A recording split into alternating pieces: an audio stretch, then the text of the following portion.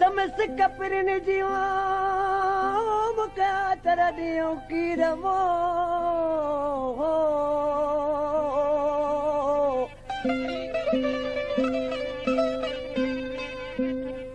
ओ चन चर चमस कपरन जी मुका आतर दियो की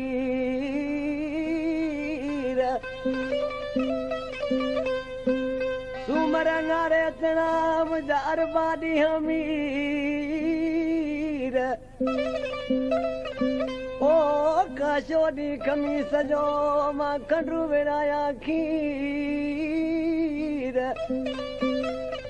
ए पूजा वेठी पीर मुझा जुमे जान बचना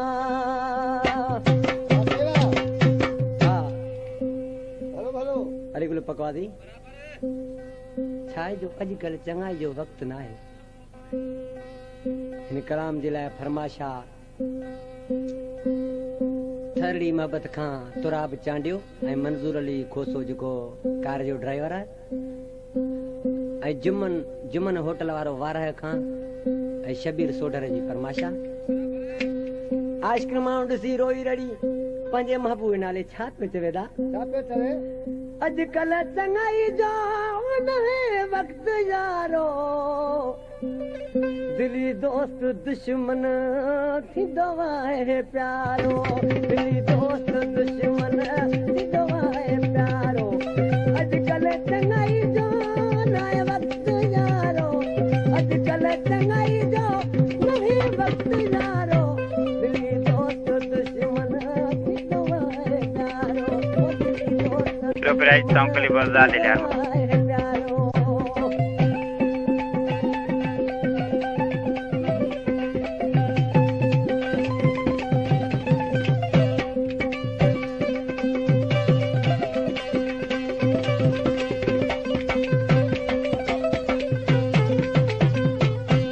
सजन समझ में जंहिंखे मिले पियो त सोई सजन समझ में जंहिंखे मिले पियो त सोई सारी दुनिया में कंहिंजो न आहे कोई सारी दुनिया में कंहिंजो न आहे कोई समझी बजासी कि सोई तसारो समझी बजासी कि सोई तसारो दिली दोस्त दुश्मन थींदो आहे प्यारो दिली दोस्त दुश्मन थींदो आहे प्यारो अॼुकल्ह चङाई जो न वक़्तु यारो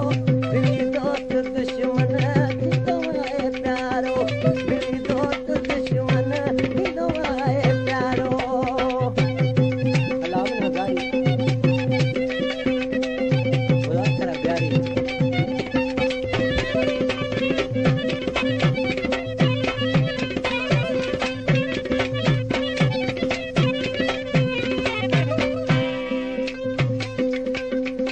मोहब्बत माण्हुनि मां वई मोकिलाए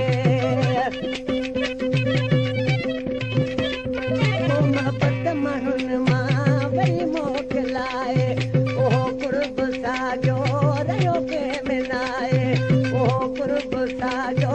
रहियो कंहिं में नाहे कोई नथो ॾे कंहिंखे सहारो कोई नथो ॾे कंहिंखे सहारो दिली दोस्त दुश्मन थींदो आहे प्यारो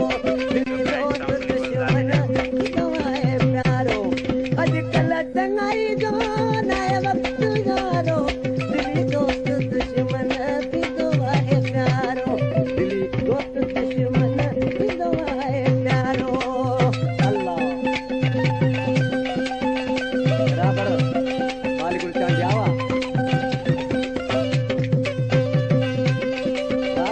बाजे वारा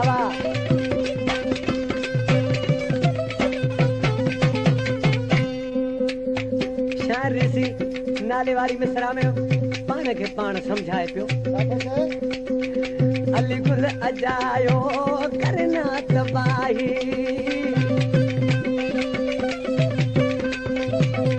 ये शायर है जो तव्हांजे साम्हूं ढोलक वॼाए रहियो आहे अली गुल चांडियो ऐं हिन कलाम लाइ फरमाइशा भा तुराब चांडे सखाणी जो भा आहे अनवर चांडियो होटल वारो थरड़ी खां अली गुल अजायो करना जो प्राइस तो अंकल ही बोल रहा दिले यार रहे रसूल ना